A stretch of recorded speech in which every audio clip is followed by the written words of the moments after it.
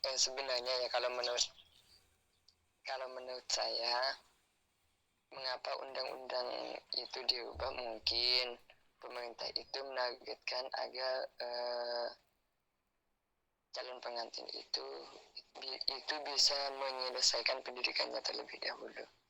Karena rata-rata pada saat sekarang ini, bagi laki-laki ataupun perempuan untuk bisa lulus SMA ataupun sederajat itu kan nyampainya umur itu 17 tahun seperti itu. Jadi mungkin pemerintah itu melihat bahwa ini anak-anak ini masih zaman sekolah loh. Masa di usia keemasan, usia sekolah langsung mau dinikahkan sama orang tuanya, kan seperti itu. Jadi mungkin pemerintah melihat bahwa anak-anak juga harus diberikan pendidikan yang layak dan juga yang baik seperti itu. Cuman kalau tidak salah, pemerintah kan juga sudah mewajibkan, artinya wajib belajar 12 tahun kan seperti itu. Mungkin sampean kan pernah baca juga literatur tentang wajib sekolah seperti itu kan. Ya, jadi ya sebenarnya ya, kalau untuk masalah perubahan tentang umur, saya kira itu gimana ya, kalau saya melihat dari perspektif masyarakat umum, yang dimana di RAAS itu rata-rata masyarakat awam, saya juga sebenarnya nggak setuju seperti itu. Kenapa?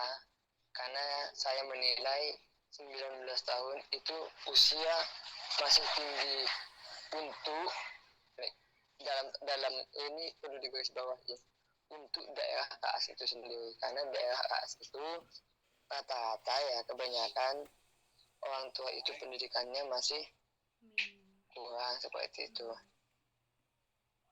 Jadi saya lebih setujunya itu diubah ke usia wajib KTP seperti itu.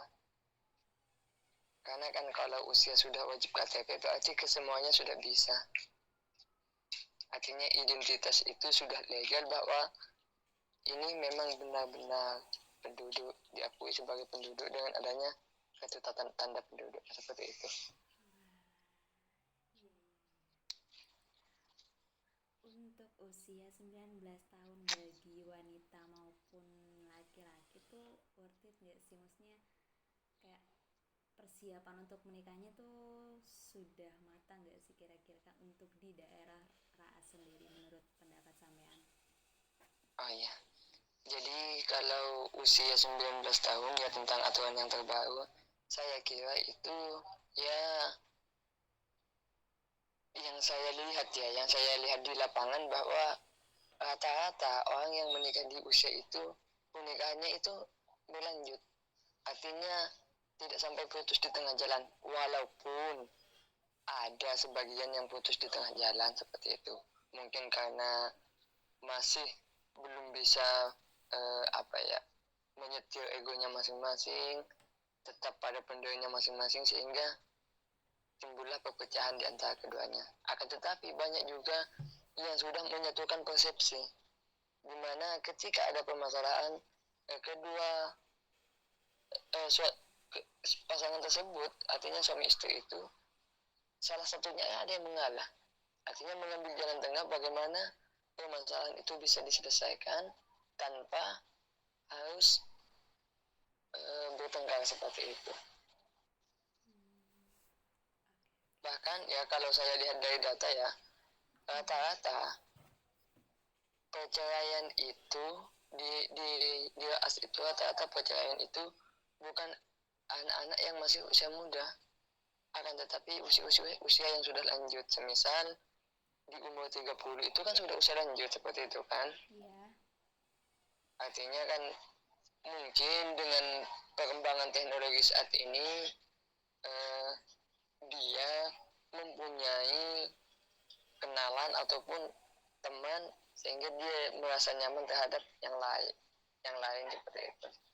Karena kan tidak mungkin kan seorang suami itu selalu memanjakan istrinya, selalu bermesraan dengan istrinya, karena dia juga harus berpikir bahwa dia juga harus memberikan apa yang dibutuhkan istri. Sekarang istri senang tapi tidak makan, kan sama saja seperti itu kan, menyiksa istrinya seperti itu. Tapi di pernikahan usia dini ini, bukan usia dini ya, usia ya 19 tahun ini, faktor yang mempengaruhi terjadinya perceraian itu bukan di antara kedua pasangan, akan tetapi di keluarganya masing-masing. Contohnya seperti apa misalnya Kak tadi?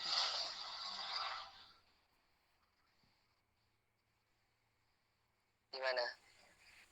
Contohnya perselisihan antar keluarga maksudnya gimana? Hmm?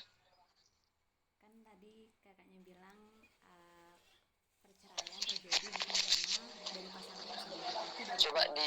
diperjelas suaranya, nggak kedengeran. Oh iya. Tadi kakaknya bilang kan perceraian itu terjadi bukan karena kebanyakan, bukan karena dari pasangan itu sendiri, tapi dari keluarga dua belah pihak. Contoh dari perselisihan kedua belah pihak itu seperti apa? Ya ketika ada permasalahan yang hanya sepele itu tidak bisa diselesaikan secara berdua begitu. Artinya saling mengadu kepada kedua orang tua, sehingga mungkin ya bukan mungkin ya, sehingga pasti kan orang tua itu ada yang masih mempunyai ego seperti itu kan. Yeah. Jadi dengan egonya masing-masing, ya dia bersikukuh untuk memisahkan anaknya dengan dalih bahwa daripada anak saya meneruskan perkawinan ini, anak saya terlantar, anak saya sering dimarahi, anak saya sering bertengkar, mendingan kita pisahkan saja seperti itu. Itu dalihnya. Padahal kan kedua orang tua tersebut itu bisa memberikan solusi, semisal semuanya dikumpulkan, orang tua yang laki-laki dikumpulkan, orang tua yang perempuan dikumpulkan, rembuk bersama apa sih permasalahannya. Jadi orang tua itu hanya tempat curhat lah bagi para suami istri itu, tempat mengadu. Akan tetapi bukan pas permasalahannya itu dilimpahkan ke orang tua, enggak, bukan orang tua yang memutuskan, cuman bagaimana nanti tanggapan orang tua, karena orang tua ini kan sudah lebih dulu menyelami dunia rumah tangga seperti itu kan. Jadi ketika ada permasalahan seperti itu, bagaimana orang tua menanggapinya kan seperti itu. Iya.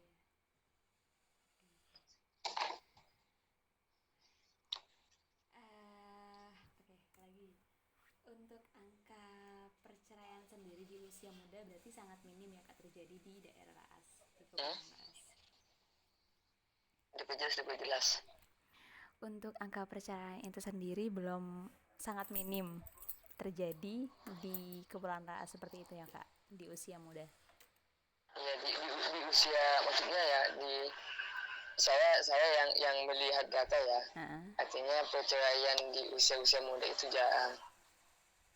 Mengapa saya katakan demikian?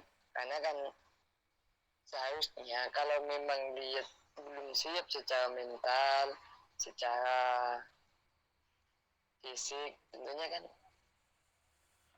tidak mungkin bertahan kan seperti itu. Tapi yang saya lihat ya, saya mengambil sampelnya aja di Raas itu, ya syukur itu tetap bisa berjalan. Artinya dia tetap mempunyai rasa tanggung jawab bahwa ini sekarang milik saya, tanggung jawab saya. Jadi setelah saya menyatakan menerima dari orang tuanya, berarti saya siap dengan segala risikonya seperti itu. Jadi orang yang menikah dini itu enggang 1 tahun 2 tahun itu ada yang bisa sudah, karena adanya ketidaksesuaian kan seperti itu. Iya. Karena kan kalau masih muda kita tahu sendiri bahwa ketika masih muda itu egonya masih tinggi dan emosinya itu tidak bisa terkontrol, artinya masih labil seperti itu. Jadi gampang terpengaruh oleh perkataan-perkataan orang seperti itu. Oke, siap. Untuk penelitian saya sendiri kan tentang kematangan emosi, ya tentang kematangan emosional yang menikah usia dini. Nah, menurut kakak itu mana yang lebih matang kira-kira antara laki-laki dan perempuan? Dan di sini Yuli, Perempuan. kenapa kak? Kematangan emosi ya. Ya, Jadi gini. Jadi kalau saya melihat ya, menurut saya ya ini, iya. menurut saya kalau untuk kematangan emosi saya kira itu berada di pihak laki-laki. Artinya ketika seorang laki-laki itu bisa mengontrol, terus bisa memberikan arahan, tentunya rumah tangga itu akan harmonis, walaupun dengan hasil yang serba cukup. Artinya ya nggak terlalu kaya lah, ya biasa aja kehidupannya begitu, nggak terlalu mewah seperti itu. Sederhana gitu lah ya kak. Saya kira ada di Bisa dibilang sederhana, nggak terlalu kaya pun nggak ya terlalu, iya. ya sederhana, dengan kehidupan yang sederhana. Karena alasan saya mengatakan ada di pihak laki-laki, karena laki-laki kan mempunyai tanggung jawab yang besar, mencari nafkah buat istri. Terus selain mencari nafkah, bagaimana dia bisa membuat istri itu nyaman. Walaupun istri dikasih nafkah tapi dia tidak merasa nyaman, kan percuma. Iya. Bisa kan, bisa Iya kak. artinya seorang suami itu bisa menjadi bangku sandaran seorang istri ketika dia diundung masalah dan tidak langsung mengadu ke orang tuanya, seperti itu. Terus ketika perekonomiannya tidak stabil, kan suami itu juga apa ya, bisa membuat istrinya tenang, seperti itu. Walaupun kalau orang yang menikah dini itu masih disuplai oleh orang tua, seperti itu. Tapi paling tidak ada rasa tanggung jawab untuk memberikan nafkah bagi sang perempuan, kan seperti itu. Oke, siap.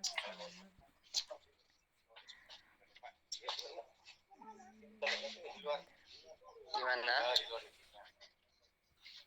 Sudah terjawab insya Allah kak. Sudah selesai. Belum. Ini kan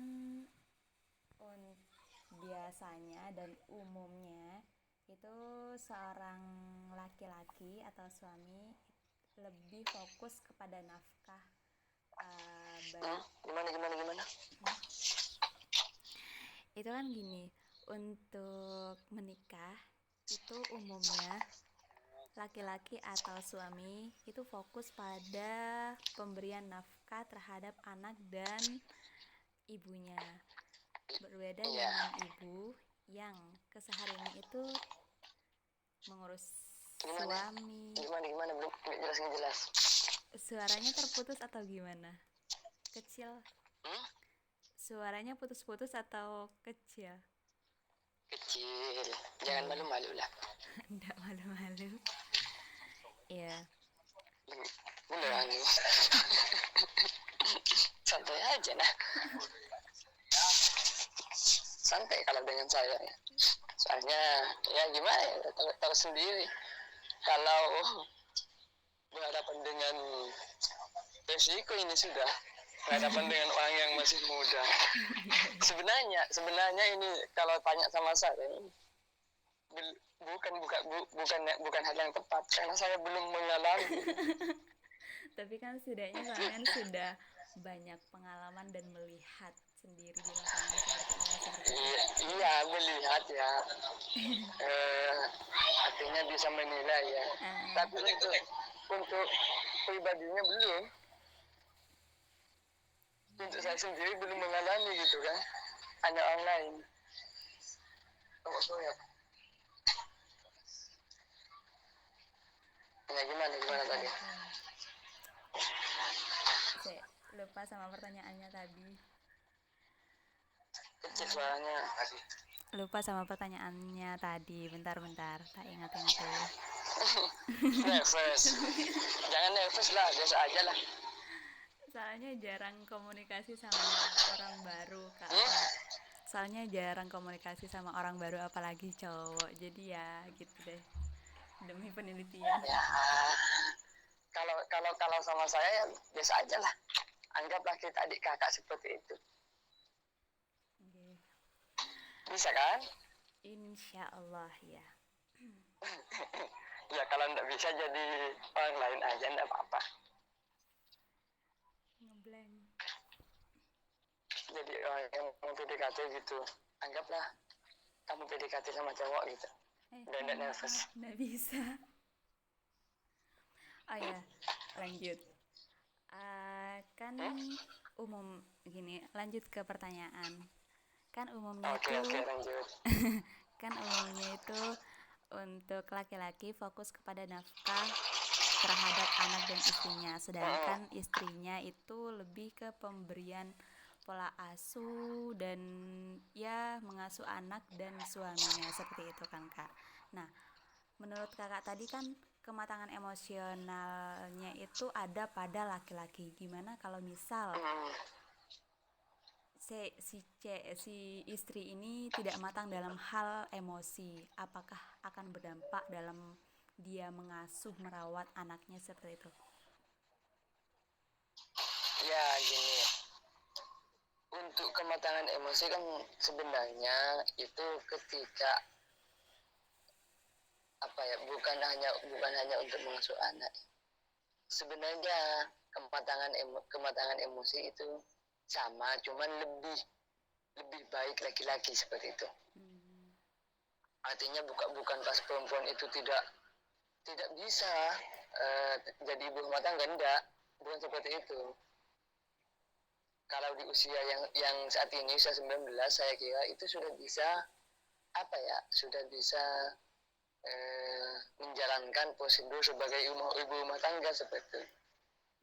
Artinya kan kalau kita lihat dulu, kalau kita lihat ya banyak juga seseorang yang tidak tepat sasaran terhadap caranya berumah tangga seperti itu kan. Misal ini contoh, dan ini lumrah terjadi di Ras. Ada suami istri punya anak, yang mengurus siapa? Neneknya. Iya. Jadi rasa tanggung jawab dari kedua pasangan ini kan nggak ada. Berarti kan sama-sama belum stabil emosinya. Artinya dia belum bisa menerima bahwa dia sudah menjadi seorang ayah dan seorang ibu seperti itu. Jadi saya kalau menurut saya ya ini kalau di usia 19 ini sama, cuman kalau saya melihat di lapangan itu lebih banyak ke laki-laki. Artinya banyak laki-laki yang lebih bisa untuk memimpin keluarga begitu. Maksudnya bisa memberikan arahan terhadap istrinya dan juga bisa membawa istrinya walaupun dengan pengetahuan yang terbatas seperti itu. Oke, siap. Untuk Terus gimana lagi? Iya, untuk yang saya baca kemarin tuh penelitian tentang emosi, ya benar kata yang sampean katakan tadi, bahwa kematangan emosi itu ada pada lelaki, baik itu meskipun usianya 16 ke atas seperti itu. Kematangan emosi ada pada laki-laki karena laki-laki lebih menunjukkan pemikiran yang rasional. Kenapa? Dan berpikirnya ya menunjukkan pemikiran yang rasional, yang masuk akal, dan pemikirannya itu untuk terus maju, bukan flashback ke belakang seperti itu. Iya. Artinya seseorang yang telah matang emosinya itu tidak akan pernah mengungkit masa lalu, tetapi dia fokus menatap masa depan, seperti itu kira-kira. Oke. Sedangkan kalau wanita itu lebih ke perasaannya gitu ya, Kak? Iya, iya, perasaan. Artinya lebih gimana ya? Kalau bahasa gaulnya gimana ya? Baper. Oke, oke, siap-siap. Tapi ada juga yang mengemukakan kayak gini, Kak. Apa kebalikan dari itu? Karena kenapa? Di dalam rumah tangga, kematangan emosionalnya wanita itu apa ya, sedang intinya sedang Diuji. diuji. Ya. Nah, hal itu bisa berdampak pada ya kematangannya itu sendiri saat bagaimana Hmm, dia mengasuh anaknya, bagaimana dia mengelola atau memanage kesehariannya, mengasuh suami dan lain sebagainya. iya. Nah, Iya, ya gini. Kalau saya bukannya saya seorang laki-laki enggak ya. mm-mm. Tapi ya saya juga tidak bisa menaifkan seorang perempuan karena seorang perempuan itu banyak jasanya. Gini, seorang laki-laki yang hebat, seorang laki-laki yang sukses, dan seorang laki-laki yang dipandang banyak orang, jangan lupa bahwa di belakangnya ada seorang perempuan yang rela mengorbankan perasaannya demi orang yang dicintai. Oke, oke, oke. Iya kan? Iya, iya. Ya artinya, walaupun seorang istri ini dulunya sebelum sebelum nikah ini penampilannya modis, badannya seksi seperti itu, mohon maaf bahasa kasar.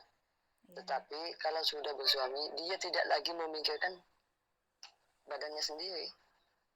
Entah itu jelek, entah itu apa, enggak. Yang penting bagaimana dia mensupport seorang suami untuk menuju jalan yang lebih baik seperti itu.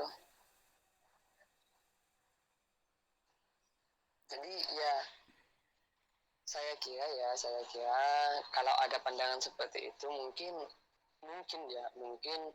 akan banyak yang berpendapat bahwa perempuan ini tidak bisa disepelekan. Artinya tingkat kematangan emosinya ini dengan laki-laki itu sama besarnya seperti itu. Iya. Kalau ada yang berpandangan seperti itu. Tapi kan nyatanya banyak seseorang yang mengatakan bahwa perempuan tidak ada perannya seperti itu. Makanya pada saat sekarang ini kan masih gencar-gencarnya bagaimana seorang perempuan itu bisa setara dengan seorang laki-laki. Kan seperti itu. Iya. Artinya, walaupun dia berumah tangga, perempuan juga bisa untuk meniti karir dan dan mengejar impiannya, bukan hanya berkutat di dapur, di sumur seperti itu kan. Iya, iya, siap. Tetapi perempuan itu juga berhak mendapatkan apa yang dia inginkan tanpa dengan catatan ya, tanpa mengorbankan seorang suami, tanpa melalaikan hak dan kewajiban dia sebagai seorang istri seperti itu. Oke, siap. Kok kecil soalnya sih? Nggak tahu juga, Kak.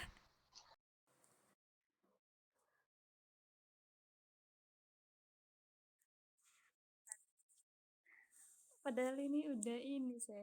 Udah deket, Kak.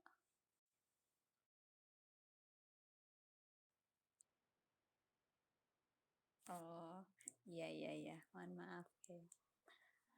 Apa mungkin?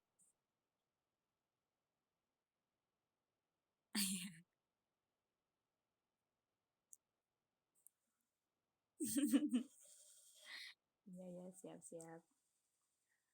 Apalagi kiranya ya. Hmm, enggak, masih memikirkan pertanyaan, Kak.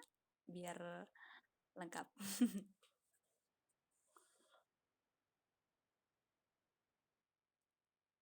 Apanya? Ya, masih turun lapangan, Kak. Soalnya masih mau mewawancarai beberapa subjek. Ah, ya. untuk mengetahui tentang tingkat kematangannya seperti itu.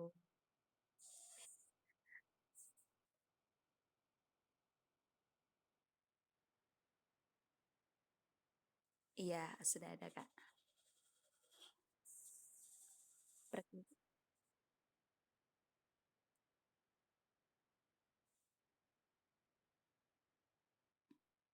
Iya. Untuk populasinya kemarin kan ada sekitar 125-an. Yuli ambil sampel 25 saja.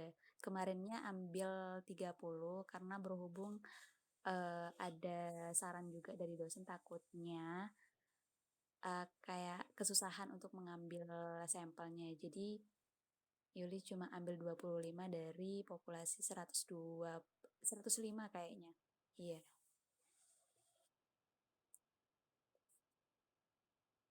Yang populasi menikah di usia muda.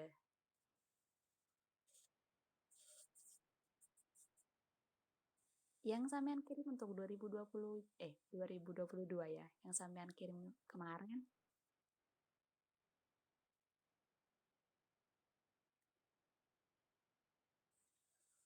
Enggak, itu hampir 200 malah Kak untuk semua populasi yang menikah. Tapi Yuli ambil yang menikah di usia dini sekitaran uh, 200.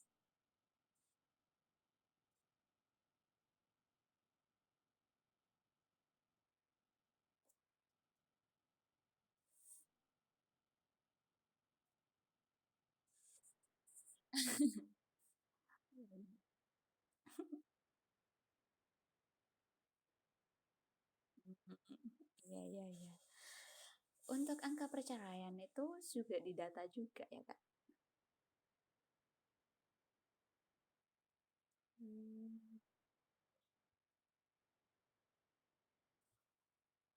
Angka perceraian itu yang didata yang masuk ke KUA yang didata oleh saya.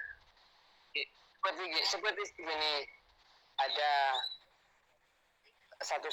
salah satu pasangan ya, terus bercerai dan kawin, daftar ke KUA itu baru dicatat sama saya. Kalau belum kawin enggak, karena kan dia kan ngurusnya secara pribadi ke pengadilan, bukan lewat KUA. Oh, kalau pengadilan di Raas kan nggak ada. Terus siapa?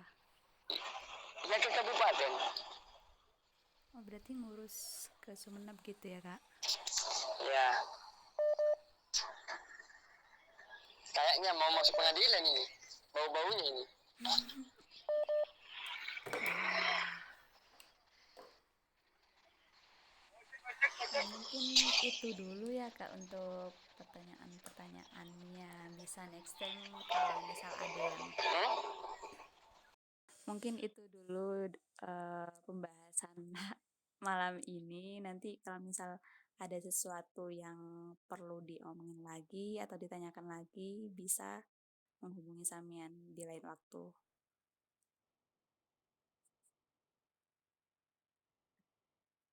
Bincang-bincang apa tuh?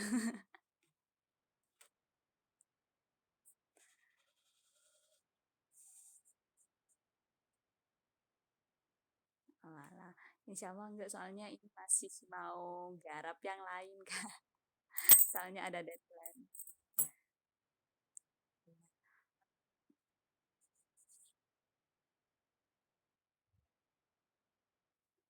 Ya, ya.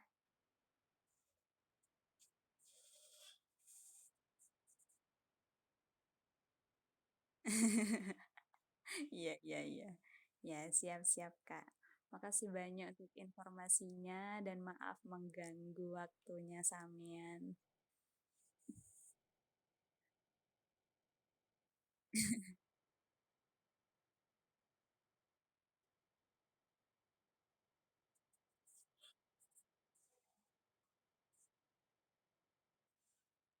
Iya, siap. Tapi kebanyakan kan orang-orang ya ada yang sibuk waktunya. Jadi kayak terganggu kalau misal ada pertanyaan-pertanyaan yang banyak seperti itu.